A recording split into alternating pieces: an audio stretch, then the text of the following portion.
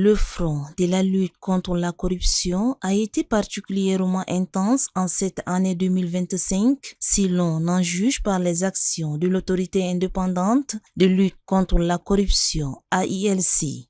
Des efforts gigantesques de lutte contre la corruption au Tchad qui demeurent en deçà des espérances au regard de la proposition atteinte par ces phénomènes. La bataille pour récupérer les sous et biens injustement et illégalement estorqués à l'État ne sera pas une balade de santé tant les résistances sont énormes. Ce qui enchante dans ce chantier, c'est la noblesse de l'esprit et sa visée. D'autant plus que l'autorité indépendante de lutte contre la corruption dispose de boucliers lui permettant de remplir sans entrave sa mission. Se fondant sur des textes, cette institution a multiplié les actions en faveur de la transparence, de la bonne gouvernance, tout en inspirant des réformes institutionnelles. Elle a mené de front des actions ayant conduit à la récupération de ce qui est dû à l'État, sans omettre d'engager des initiatives de transformation de la mentalité. Ce double front n'est pas de trop quand on sait que certains citoyens confondent les biens publics aux leurs. Depuis février 2025, l'AILC a engagé des mesures qui ont déjà produit des résultats tangibles. Pour être parfaite, cette institution a vocation à grandir encore tant dans la manière de conduire sa mission que du point de vue de sa méthode qui est parfois décriée. Aussi mérite-t-elle d'être robuste pour faire face à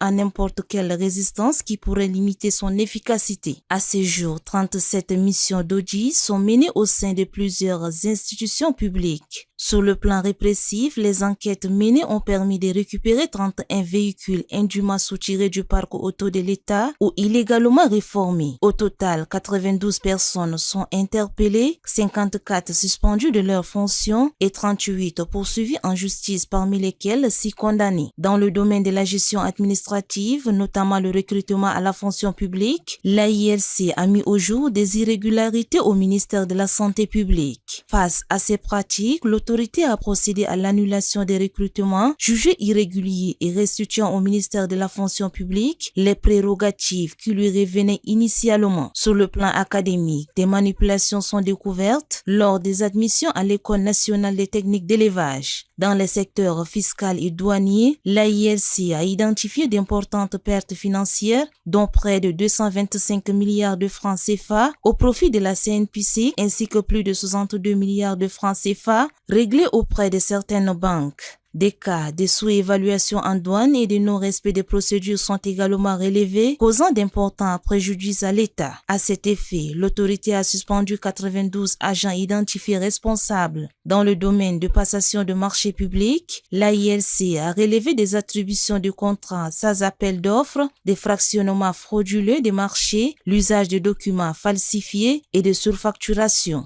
Un cas emblématique concerne le marché numéro 074/2023 relatif à la construction de la digue dans le 9e arrondissement attribué à une entreprise non qualifiée sans études préalables avec des travaux non réalisés mais facturés, notamment pour une digue de 5 km inexistante. Grâce à l'intervention de l'AILC, le recouvrement de 5,5 milliards de francs CFA est engagé et des mesures temporaires sont prises pour protéger les populations contre les inondations en attendant l'exécution effective des travaux. Le chantier de la lutte est si vaste que les réalisations à l'actif de l'AILC sont à saluer dès demain.